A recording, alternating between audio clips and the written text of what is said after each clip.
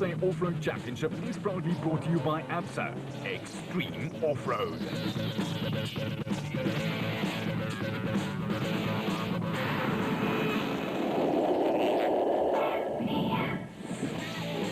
For the first time in the history of the sport in South Africa, the off-road circus pitched its tent at the spectacular Victorian Alfred Waterfront, Cape Town, for an expo. For fans and enthusiasts of the sport, it was a chance to rub shoulders with the stars of the scene, as well as ask the backroom boys, the crews, a few questions. They could admire the heavyweight machinery up close and try to figure just how much more different these vehicles were to their everyday drives on the roads of South Africa.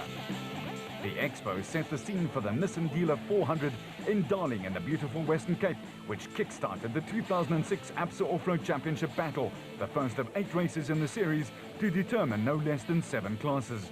The series takes in races in KwaZulu-Natal, a mammoth 1,000 Ks in Botswana, then to the Northern Province, Lesotho, the Northwest, Mpumalanga, and finishing off in November. A veritable feast of racing over varying terrain that will test man, machine, but crew, spouses and pets. In Darling, there was an air of expectation as there was the normal start of the season jitters.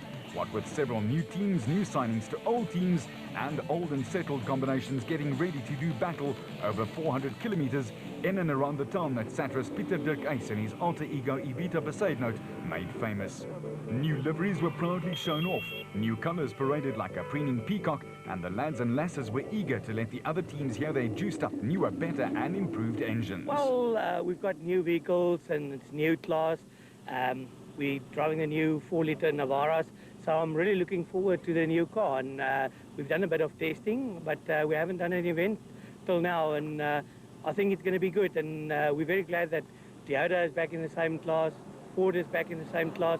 You know, it's good for motorsport to have competition at that higher level. And that was with an eye to winning an unprecedented 6th consecutive title. Nissan Motorsport manager Glenn Hall was just starting to get a little lonely up there. For sure, yeah, it really does. I mean, we've been a bit lonely for the past couple of seasons at the top, but now we've almost got too much competition. So it's sure going to be an exciting season with basically 6 cars that can win the race.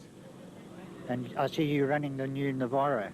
Yeah, we've got the new 4-litre Navara, and we're really excited about it. It's got fantastic torque and different suspension configuration, so it's looking good. We're not after performance, we're actually after reliability. And that word reliability is the key to winning in this game. The Team Ford Ranger 4-litre was making its debut in the SP class, and former national champ Neil Woolridge felt like he was doing exactly the same thing.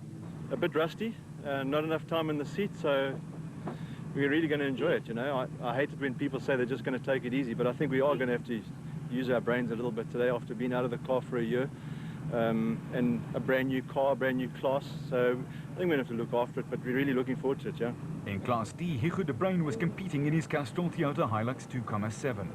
I think we've got good competition this year, especially from Crispus as we had last year, and we're against the Nissans, but I think the Toyotas will have a more advantage of being more reliable than the Nissan. So it's different. It's a new year. I'm looking very forward to it. It's going to be nice. It's going to be a long and a hard season. It's going to be a long, hard season. But as I said, we've got a exceptionally well-prepared vehicle. I think we don't have any... We have less power than the Nissans, but I think, as I said, the reliability is better than the Nissan. So hopefully it will go good for us. Hopefully we will can win another championship for Toyota. For Brian Martin, also in a Toyota, it's a dream come true. He's been building them for ages, now he can finally race them. I don't know why it never happened before. It's just one of those things. I really enjoyed building cars. And I built cars for some like really good drivers, you know. Cassie Kutsia, Zane Pierce were 2 good drivers that we built cars for. And it just dawned on me last year that, you know, maybe I should drive one of these things because it looks very enjoyable. The series looks good. It's good competition. And I enjoy driving, you know. But the man has rally experience under his belt. Thus, racing is racing. It's all about skill and daring. But, you know, racing is racing. At the end of the day, whether you race circuit or whether you race off-road, it's still racing and it has the same goal at the end, you know. You've had some rally experience. You think that's going to help you in the off-road? Definitely, yeah. My rally experience, I think, is one of the reasons I tried to get this drive, and I think it'll help. I think the rally experience was good for this. You're looking forward to a good season? I am, yeah. I'm very, very excited. I can't wait for the prologue to start. Fabio Tafani and his co-driver Mike Barron in their Club Refrigeration Hilux 2.7 will be strapping on the seatbelts in Class E for the first time. For Fabio, it was going to be slightly different to his normal pursuit, VW Cup racing on the track. Yeah, it's quite a change, isn't it? I'm a bit worried, I must say. Haven't had much seat time in the car, so I'm a little bit worried we might get lost en route, but that'd probably be the most difficult part of it. I think driving it's probably easy. Bringing it home, everyone says, is the way to finish and to do well in the championship, so we'll see what we can do. In off-road racing, meticulous preparation is the second most important ingredient. Without great prep, one cannot have consistency. Prep's taken a lot of work out of us. It's also new to us. It's not a circuit race. It's not like my Polo Cup car. It's all new, the suspension, the gearboxes, and we've learnt, so I hope we've got it right and the car doesn't break down. The all-women's team of Anne Evans and Caroline Ueste in their Mitsubishi Pajero have buckets full of experience and knew that a good season in 06 would mean an all-out assault on the men in 07. Well, we're just hoping to finish the season successfully. This year would be mostly testing and getting the car perfect, and then next year we'll push hard to come to the front. Class B champ Evan Hutchison and co-driver Achim Bergman have taken the plunge and moved up a class in their Motorite Spec 2 bat. But they know they won't have it all their own way. We had a good year in Class B, but we did find that there wasn't much competition there. So we've taken the step to move up to Class A this year. There's definitely a lot of strong competition out there. We've got a very, very nice car, so we should have a good chance of doing very well in Class A. But it's the first race, so we just want to go out, take it easy, make sure that the car's working good, that we haven't got any problems. I need to spend a bit of time getting used to the car. So yeah, hopefully by the end of the time trial or the end of the first race, we'll know how we should be able to shape up against the guys in Class A. Motorite was the only team to have secured their championship before the last race in 2005 and are bound to make Class A even more exciting. Meanwhile, Colin Matthews in the Century Properties Development bat had hero worship going for his brand new steed. Yeah, you just can't compare my old car with something like this. This is an absolute machine. Yeah, so I'm really looking forward to it. It'll be a lot of fun. I'm not sure about the pace. I've got no idea what it's like out the front. So tomorrow we're going to find out. For Gil Nel, 2005 was the year in which the team experimented and developed their Bosel Truggy Zarco Subaru 2-litre for a full-out assault in 2006 with a new co-driver Johan Smallberger in tow. Last year was basically a development year for us. We had to go through all the teething problems of a new car. In the off-season, we worked hard on the car, been stripped and redone completely. And most of the teething problems, I believe, is history now. So we're looking very much forward to the season, and I think we're going to have a good one. The feeling of the car feels well. I've got a new navigator again. Peter is not with me. He's got business commitments, but he's got a lot of experience. I think we're going to have a great year. As teams did their last-minute setting and resetting, the final few minutes ticked off to the prologue over 40 kilometres. National Class S champion and pioneer of the sport Richard Schilling in his Plastotec Aceco has been driving for a while, but we had to be careful with the labels. I don't know, a little bit less of the geriatric. Yes, we're senior, but geriatric's a bit much. No, we're looking forward to a great year, Chris and myself. I don't know, what's our combine age now? Must be 112. So, well, we won the championship last year. Obviously going to go for it this year. We've got a lot more horsepower. We've got a new engine. So maybe that'll help us to keep up with the youngsters. But we're enjoying ourselves, and that's why we do it. At the driver's briefing, there was also the small matter of starting order for the prologue. And here the top drivers and their navigators were asked to draw numbers in random order. And this luck of the draw procedure meant that some teams would battle the dust at the back, while others would have a clean run to determine starting positions for day 2, where more than 350 k's of racing lay in wait.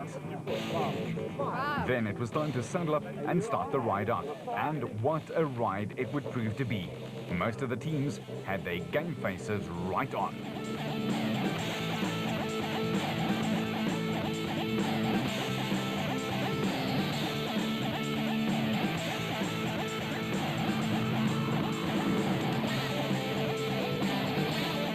on the demanding and rather tricky 40k route, the 2005 SA champ Alfie Cox and his partner Henny ter Steege got off to a flyer in their motorbike bat. For Cox, though, his first racing experience in a special vehicle would turn out to be a short one. At the start, drivers faced a 40-kilometer lap on a day that was already hot. Nissan's other former champ Duncan Voss and his co-driver Ralph Pitchford had also moved up to the SP class, and their Navara was sounding mean. For the thousands of spectators that turned out, it was a slugfest of sound, sights and speed as the teams got their new season underway. Cox, who got a special vehicle drive and left Nissan, had to do so due to his Dakar Rally commitments, but the Peter Maritzburg man was loving it out there.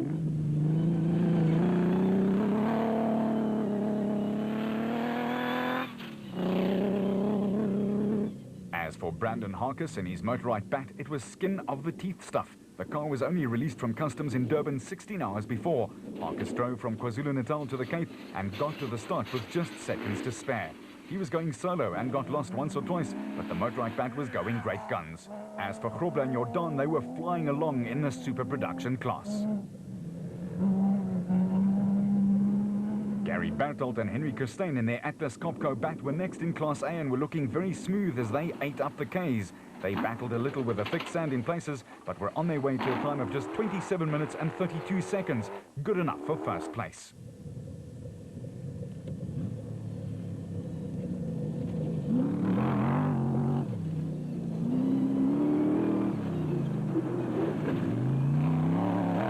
Hutchison and his co-driver Achim Bergman in the motorized bat were taking no prisoners, but they were finding the car, in their words, a handful. It certainly didn't look like it. They clocked 27.32 for the route, and that left them atop the prologue leaderboard tied with Bertelt and Kirstein. And that's not an occurrence that one would see very often in off-road racing.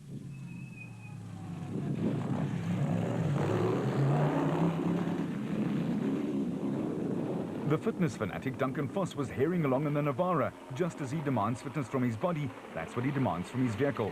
Duncan drove the SP class all of 05 and was probably the most used to the bigger car and its requirements. They were third, 19 seconds behind, and in turn, they were 28 ticks ahead of teammate Hannes Grobler.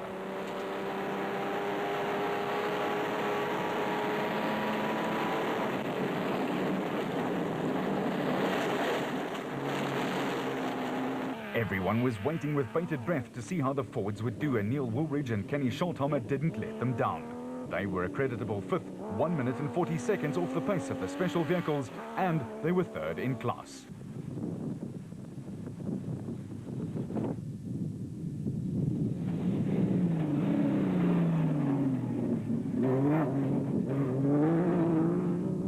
Harkis clocked in next, and the Century Properties bat with Colin Matthews and John Moore having swapped places for the prologue logged into 7th place overall and 4th in Class A.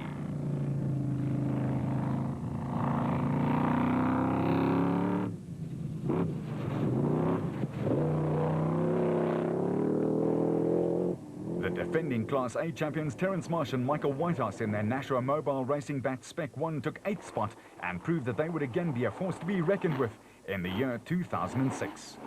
Mark Deschalain and Marcus Taylor won the Class B prologue battle with their JRE 2-litre going like the proverbial Boeing and clinched a top 10 spot. They clocked 31 minutes and 28 seconds. And the top 10 was rounded out by Richard Schilling and Chris Davies in the Plastotech Aceco, and that also confirmed what pundits said about the 06 season, that the special vehicles would dominate. The prologue confirmed it. 7 cars out of the top 10 were special vehicles.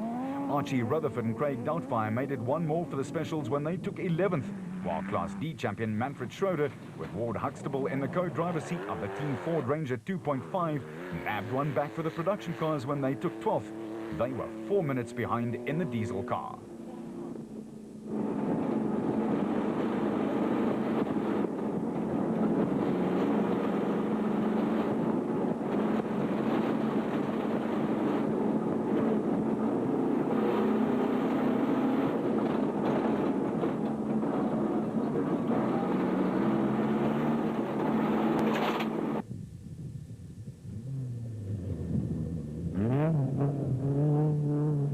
Chris Visser and Yapi Bardnorst piloted their Tyco Trucks Toyota Hilux 2.7 to a fine 13th place in 32 minutes and 13 seconds, while Bez Besaidnout and Johan de Bruyn's Adenko Sandmaster was just 1 second slower and brought them a good starting place in the entry of 49 cars.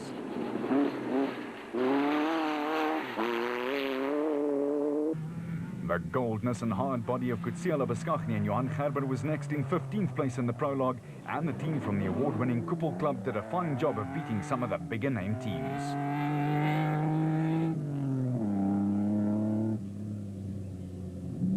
The big and burly Giel Nel and Johan Smolberger and their Bozel Truggy Zarko let it all hang out on the second lap. Nel was complimentary about his new navigator, who he said was faultless.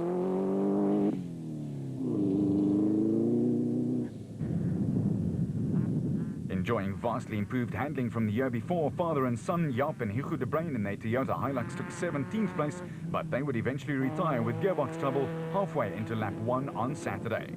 Ford's latest signing, 2005 Special Vehicle Champion Shamir Varayawa and VZ Van Sale, were in the second total Ford Ranger, but they were slightly disappointed with their performance as they were 4 minutes and 40 seconds back in the SP class, a big gap to say the least.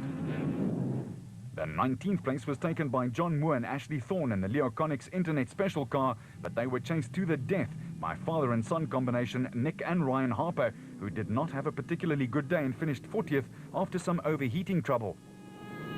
And who did they want to know? Put that silly bump right there. It almost cost them dearly. Go! As for Bevan Bartelt and Robin Houghton in the Castrol Toyota Hilux in the SP class, they were running a Class D car in this category and performed admirably. It was Bartelt's first time under the cosh with the car, and he was still getting used to it. At the top, though, it was another Bartelt, Gary, and his navigator Henry Kirstein, who held sway with Evan Hutchison and Achim Bergman, who clocked identical times. Voss and Pitchford were 19 seconds in arrears. The Nissan Dealer 400 from Darling continues right after the break.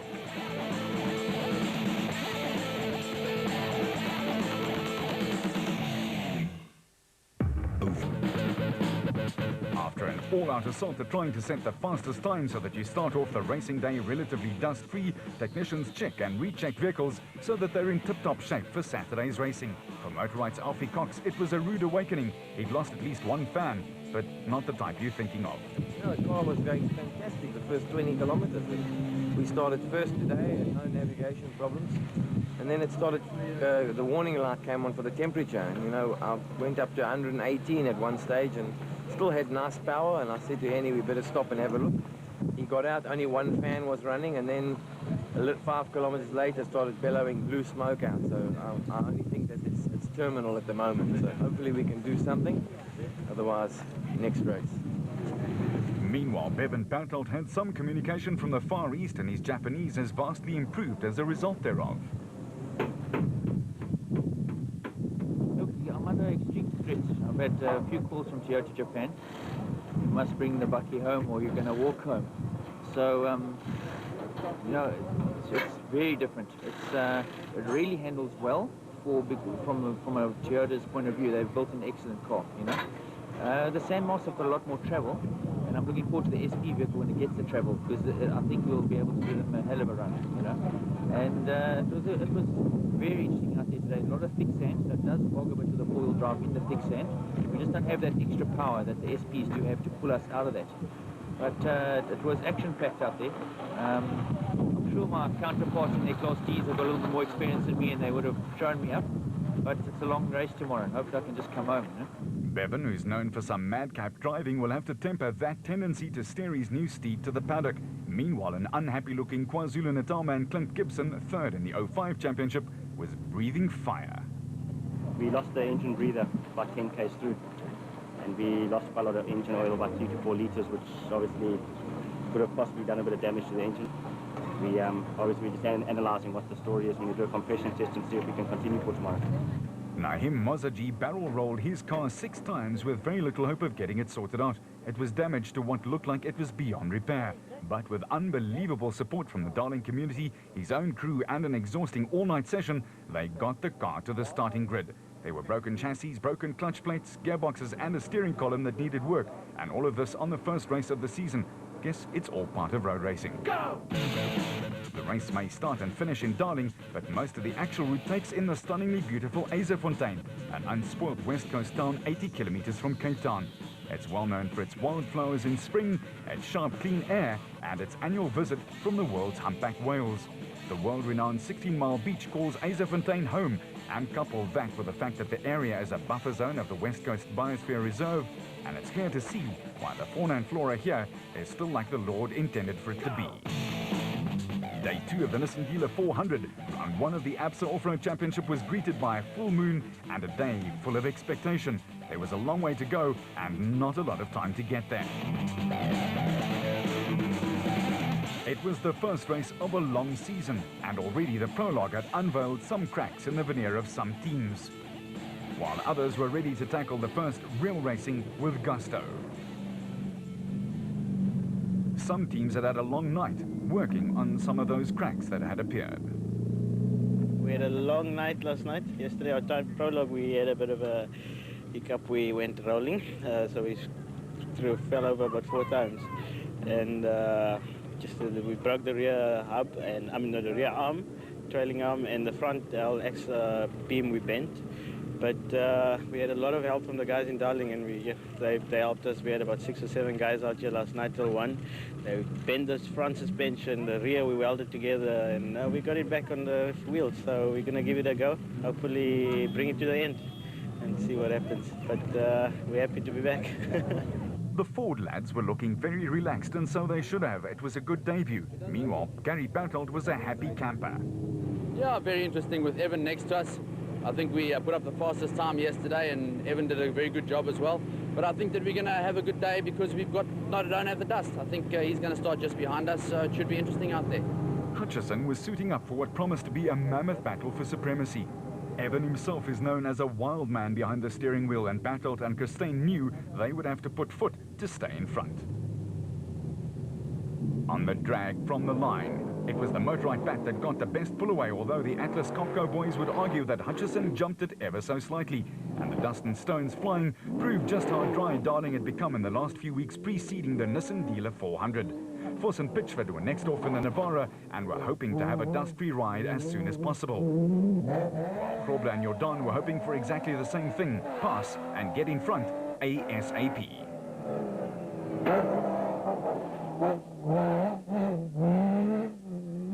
Woolridge and Scholtheimer took the first of the Ford Rangers away from the line.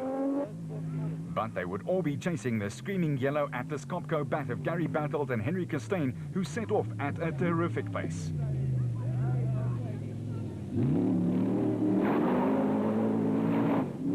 They certainly let it all hang out.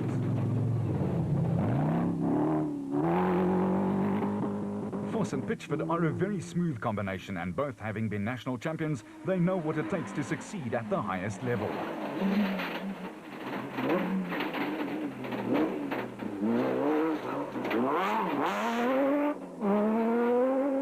Their teammates Krobler and Jordan also know what it takes. The pair received the award for finishing all their races last season, not a thing that many teams could say in 05, and they picked up right where they left off. As they charged up from 4th on the start list, Krobler was putting in one of his trademark bull runs. Now let's go in car with the Ford Ranger team of Woolridge and Scholtheimer.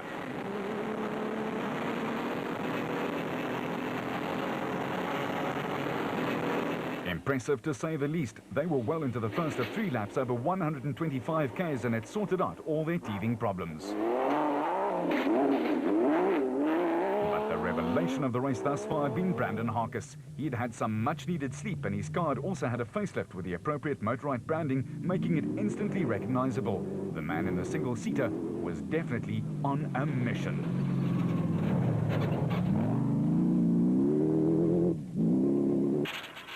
As for the M&M boys, Matthews and Moore, after starting from 7th, they'd steadily driven their way up, trying to clinch a top 5.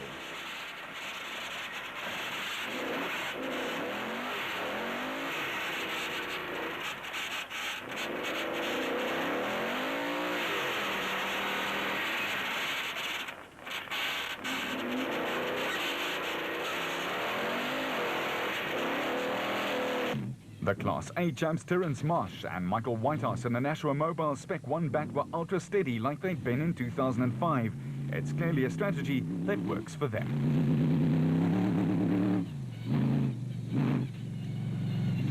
Marcus Taylor and Mark de Chalane is another team that uses that same philosophy, and they were also progressing with surety on a tough but well-marked route, but one that claimed many punctures. The dust was also a factor for teams further back. Richard Schilling and Chris Davies in their Plastotech Aceco also just picked up where they left off in 05 when they won the class championship, and after repairing a CV joint which broke during the prologue, they were as good as new again. In the S-Class, Archie Rutherford and Craig Doubtfire were rock solid and showed up the big-name teams in their Nashua Mobile racing car. They'd whittled their way into the top 10.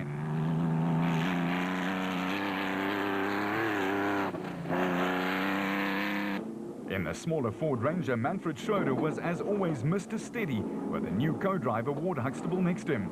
They did, however, have a litany of problems, from a broken side shaft, 60 k's into the first lap, to some serious flats, but they kept it going.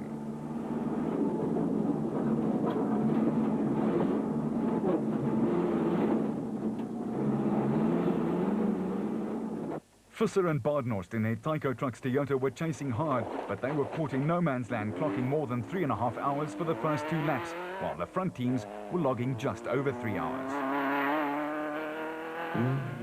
Bess Versuitnout and Johan de Bruin had started off in the 14th place and had to contend with a fair amount of dust, but they combined well to pass a whole host of cars. Even though they battled a loose CV joint, their first and second laps over 250 k's was super consistent.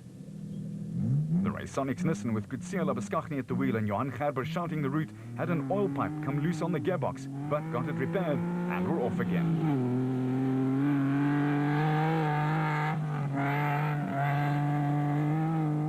Giel Nel and Johan Smallberger and their Bozel Truggy were enjoying a solid run and were picking off some of the big names right in front of them. The water jump was one of the main attractions on the Darling route and brought thousands of locals out to see the spectacle. The Atlas Copco back plowed through it like it didn't exist.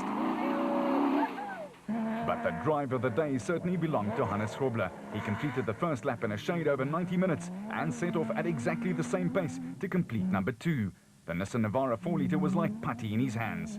The 3-time champ was taking no prisoners on the way into DSP, where he would get a short stop before they would go out again to nail down the last loop of 125 k's. The next SP car on the route was the big Ford Ranger of Woolridge and Scholthamer, and even though Neil had not raced for more than 12 months, it certainly didn't look like it.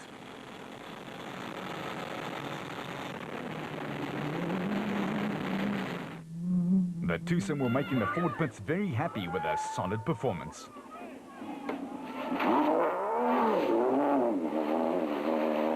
That Ford sounds angry. Foss and Pitchford, who was in the car when Alfie Cox won his inaugural national championship last year, were nailing down a clocking of 3 hours and 16 minutes for the first 2 laps, but had been passed by the flying Ford Dio.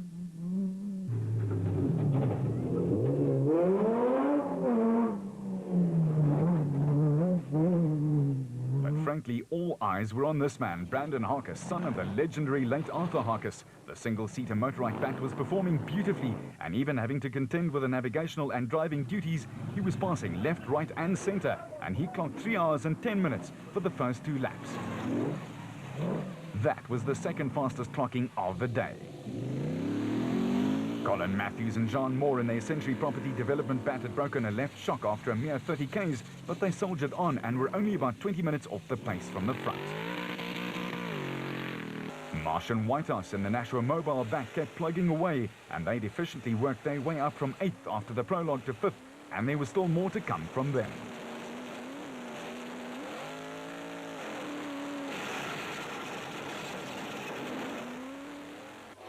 Despite this little stutter step from the other Nashua Mobile car, Rutherford and Doubtfire were in the thick of things and were like a terrier, teeth in, and wouldn't let go.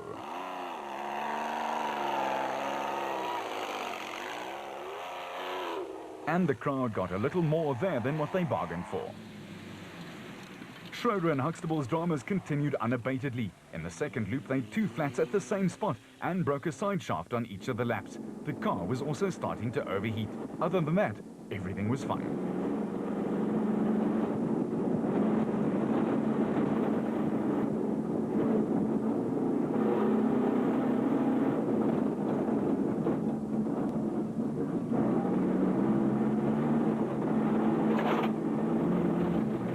Tyco Trucks Toyota of Chris Visser and Jaapie Baardnorst was a model of consistency, and they were having a great time. They were 13th and holding station. Besaidnout and De Bruin were taking no chances. Note Johan's overactive right hand, just making sure that his driver knows exactly where to go. On lap 2, and quick evasive action had to be taken as the Raconics team got stuck. And the crowd helped along as well. The De Bruins were warned in time and they streaked by on the high side. Remember the old song? Okay, so you take the low road and I'll, well, you know the rest.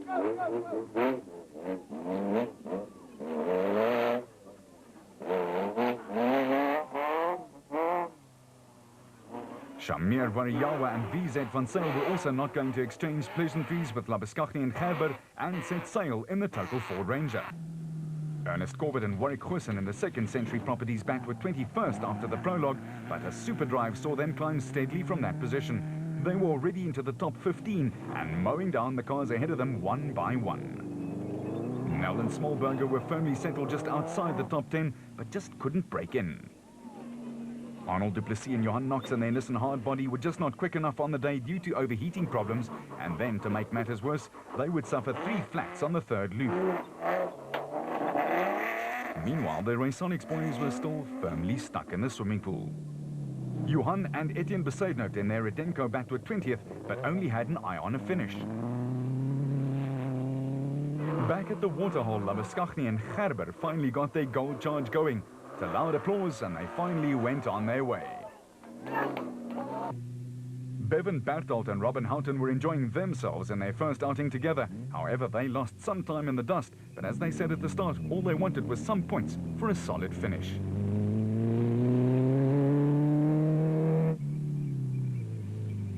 The A17 car was James Kennelly, who was going at it full steam after placing 29th in the prologue. He and navigator Colin Howell were to ruffle quite a few feathers with a great drive.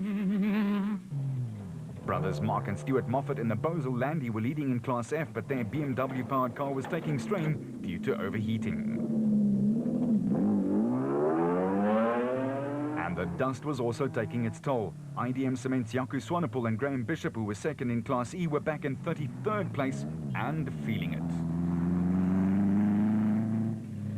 Single-seater pilot David White in his Rowacon Truggy was in 30th place, but he would also experience mechanical failure and was forced to call it a day.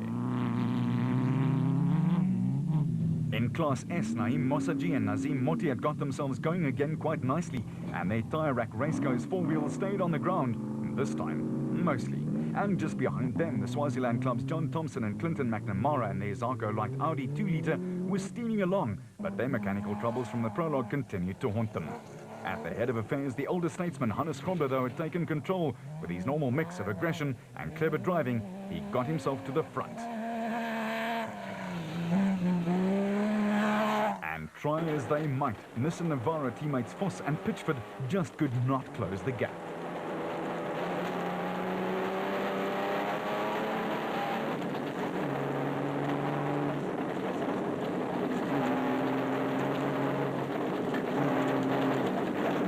Woolridge and Schulthammer and their Ford Ranger 4-litre were quick too, but they also could not make an impression on Grobler, even though they were closing on Voss and Pitchford. Cox, out of the event, applied for the cheerleading job, and we figure the audition was so good, he got the position. His teammate Harkis was flying too. Matthews and Moore were trying to close the gap to the top 5, but every time it looked like they were doing it right, they would lose a little time again. Marsh, meanwhile, was still very, very consistent. In fact, he should be called Mr. Ultra Consistent.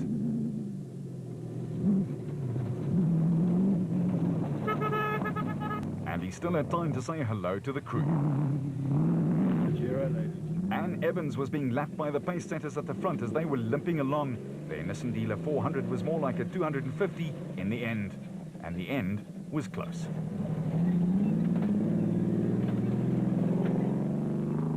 Sounding just a little ill. The Rutherford Doubtfire combination was still going well, making the Kuppel Club proud. While the The Tycho boys were getting it sideways in pursuit of the men just in front of them. Visser and Baardnost had to settle for 13th in the prologue, but they were in pursuit of a good finish.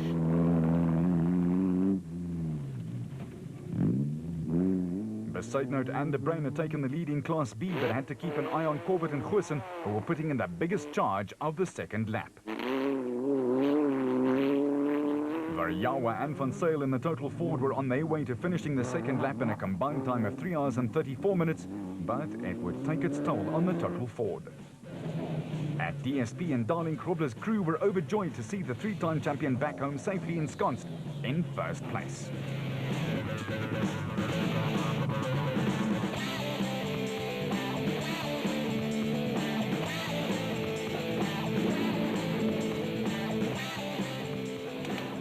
So far so good. The vehicle is unbelievable, and we had a good run. We passed 2-3 cars, and on the last lap we passed some of the cars that were still on the first lap. I'm glad that I'm not them.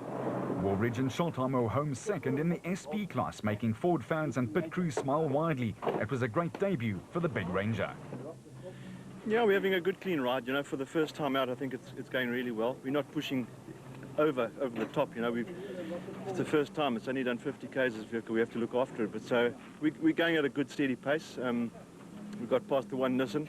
It's very, very dusty out there, very difficult to pass, and a very rough route. I think there's going to be a lot of broken cars tonight. But yeah, it's going well. A couple of small little teething problems wrong with the car, but otherwise I think it's got a lot of potential. Looking forward to the rest of the year.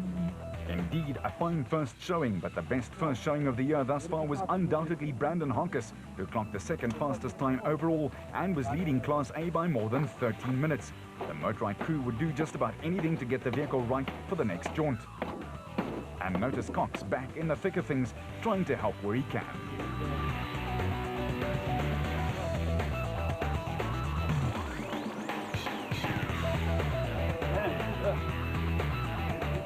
Marcus almost ready to saddle up and ride on out again.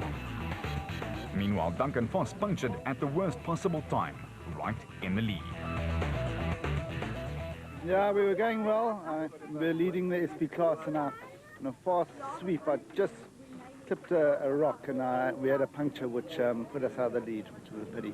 And that, unfortunately, is the name of the game. For Terence Marsh, it had been tough out there. Yeah, it's tough. It's tough. I see the attrition rate is high again. We lost second gear in the first loop through about 50 k's. So we're really just trying to consolidate to bring the car home.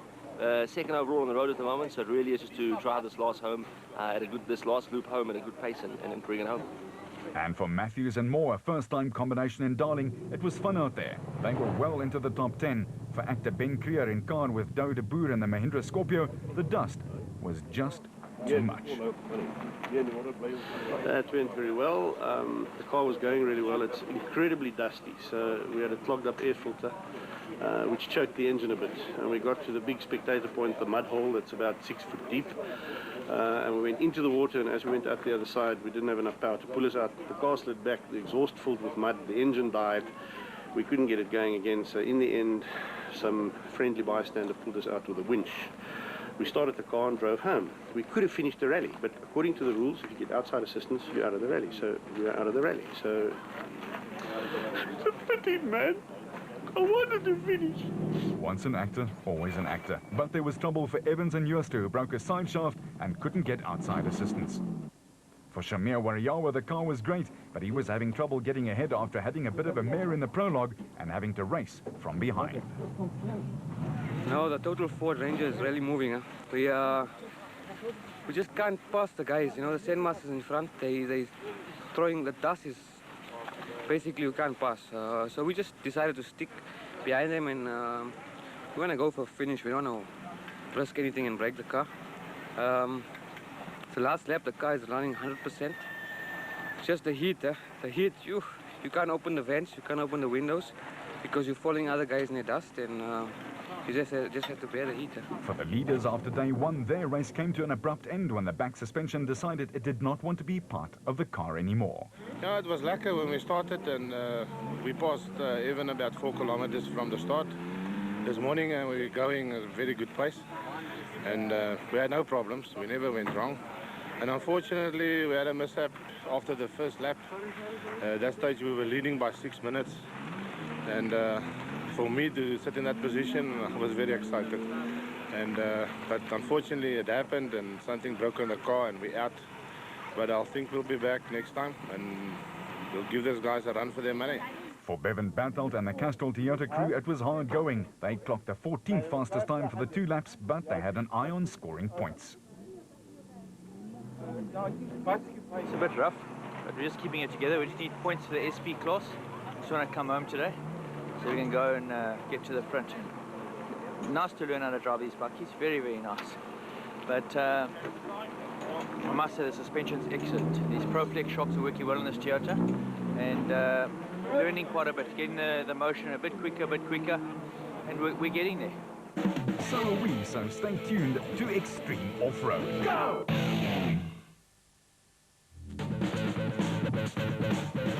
Back in Darling for the final 125-kilometer slog of the Nissan Dealer 400 off-road race, the first leg of the 06 ABSA Championship. And as is his wont, Hannes Grobler was ripping the field apart. He'd seized the lead on the first lap and had an 8-minute lead.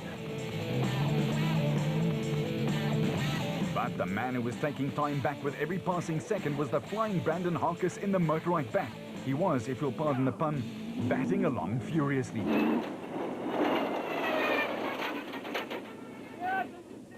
Woolridge and Schultheimer were just slightly off the pace set by the Nissan in the SP class, but they were in 3rd overall and were doing a great job of holding off 4th place. While the forwards were hot, the bros were even hotter. And the crowd certainly got their money's worth, even though it didn't really cost them a cent to be there.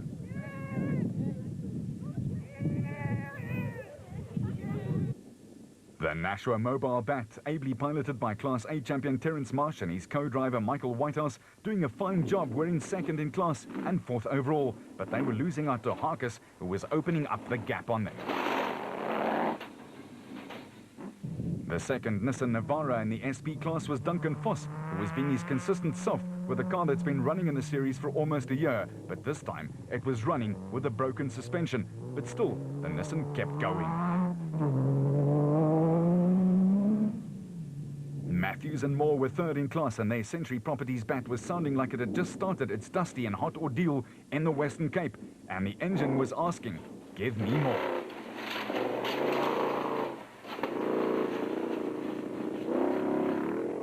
For some, number 13 is unlucky. Not so for John Moore and Ashley Thorne, who had rocketed up the standings and were into 7th place after starting in 19th at the prologue. A great drive. The Side Note and the Brown had pulled virtually the same move. They were 14th at prologue time and were up to 8th. Another storming surge up the order. And ditto for the team in 9th place. But they were the movers and groovers of the day. Ernest Corbett and Warwick Goosen were 20th at the start, and they just blitzed themselves into the top 10.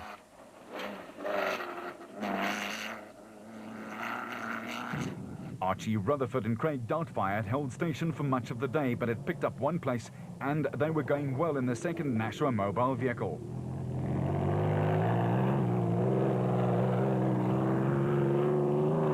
It had lost none of its grunt, while Nell and Smallberger pointed their Bozel truggy in all the right directions to pass no less than 5 cars on their way to a solid last lap.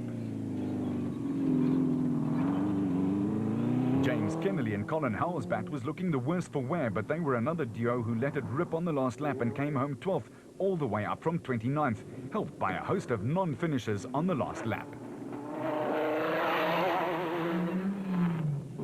The Castrol Toyota of Bevan Bartelt and Robin Houghton was almost an hour behind Grobler, but they were 4th in class, and that was good enough to start off the season with a good haul of points. The peace and quiet of the Darling countryside is probably still a little off-centre, because the Tyco Trucks Toyota of Chris Visser and Jaapie Paardenhorst still sounded like $1 million after a pounding in the loose sand and heat of the Western Cape. They were leading Class D. With another Toyota, that of Brian Martin and Oki Fourie, up in the top 15, it made the score 3 for Toyota, 2 for Nissan. The off-road faithful were out in their droves as the expo at the V&A waterfront had attracted many folks to Darling to watch the passing parade. But this one wasn't passing so quickly. Nick Gosler and Richard Carolyn in the Kopenhagen Hotel race car were 16th and second in Class S. The Swaziland club lads John Thompson and Clinton McNamara were very solid in their Zarko and clocked 1 hour and 50 minutes for the last loop. What's the bet that this fellow is a Ford driver? He was helping Manfred Schroeder and Ward Huxtable on their way to an 18th place overall and second in Class E with a 2.5-litre Ranger. This was a great showing.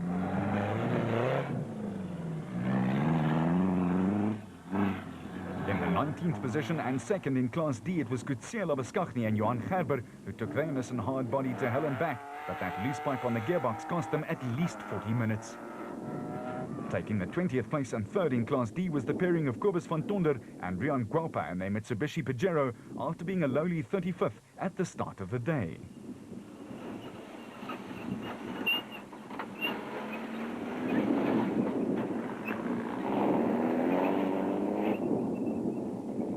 Jan and Hendrik Kraai was super consistent in the back 2-litre, one of the smallest cars out there, but they clocked just over 2 hours during their last look at the Darling scenery.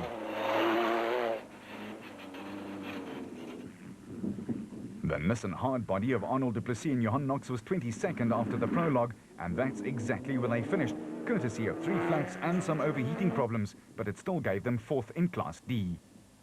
Naim Mosaji and Nazim Moti had a 3.5-hour third and final lap, and that put pay to their chances, but it got them a podium finish in Class D with a 3rd place, and the race go still sounded like it wanted more.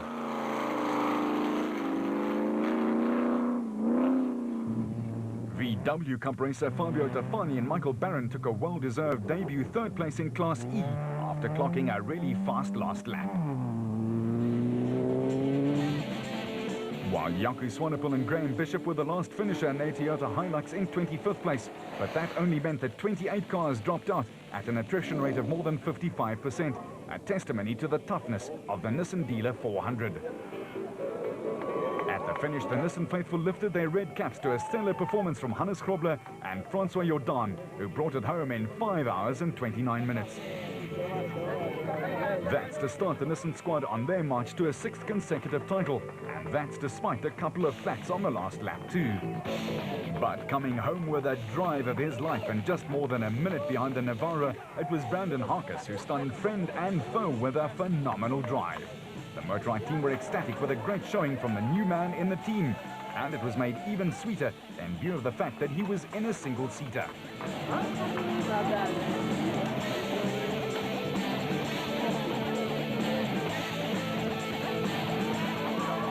Then it was bubbly time.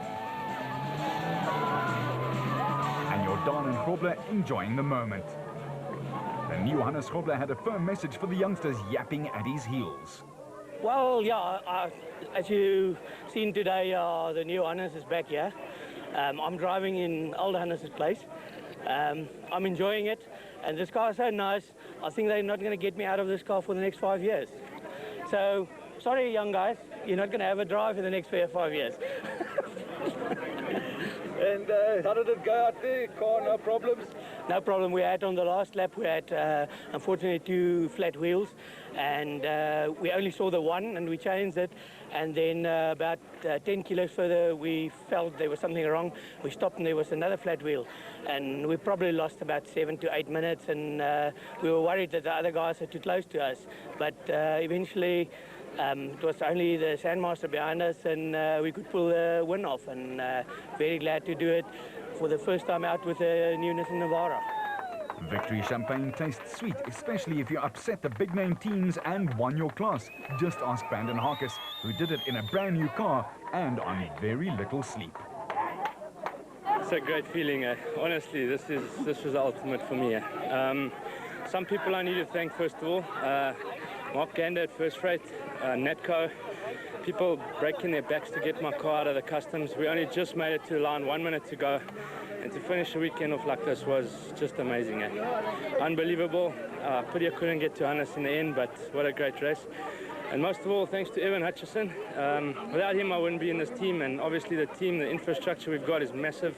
Yeah, I think it's going to be a big thing for us this year, Motorrad team. I mean, unluckily Alfie and Evan didn't finish this race, but they'll be back shortly. And lastly, it's just one person I'd like to dedicate this one to my dad, who wasn't here now, but I'm sure he would have enjoyed it. Thanks. The new Ford Ranger made its debut in the SP class, a good one, as Woolridge and Schultheimer took third and second in class, 15 minutes behind the Nissan. Yeah, fantastic. Beyond dreams to come in second is fantastic. It's been a very hard race. I don't think there's going to be too many finishes, as I said, at the halfway point. But all credit to the guys in the workshop. They've worked their guts out for weeks and months, night after night, weekend after weekend. They've done a fantastic job. Everyone said to us, where's the car late last year? And we said all along we wouldn't bring it out until we were happy with it, and it was right the first time. And I think we're not far off it. There's still things to be done. Kenny and I were a little bit rusty, but the car's got a lot of potential. There's little things that are not quite right. The brakes aren't quite right, the setup and the suspension. We need to spend more time in the car, but to get a whole race like this, as hard as this, under the belt, and with no major problems is fantastic. So we're very happy. Bevan Bartelt and Robin Houghton held on to 13th place, fourth in the all-new SP class. Look, I must tell you, it's a whole new world with a brilliant navigator. Robin calls every single turn, to what degrees they are, where the bumps are, slow down, this and that. It's actually unbelievable. So it was quite easy for me to drive. And the Bucky is well prepared by the Toyota team. And like that, you can only win, you know. The overall results and full points for Grobler and Jordan, and they were 15 minutes ahead of Woolridge and Schultheimer. But watch Voss and Pitchford for the rest of the season. The next SP class belonged to Bartelt and Houghton. And for the special vehicle category, a fine victory by Brandon Harkis, all on his own some lonesome. And Martian Whitehouse, the defending champions, will be watching him very carefully. The Sugarbelt 400 is round 2 of the championship. Until then, you keep it on the road, we'll keep it off-road. The SA Off-Road Championship is proudly brought to you by ABSA, Extreme Off-Road.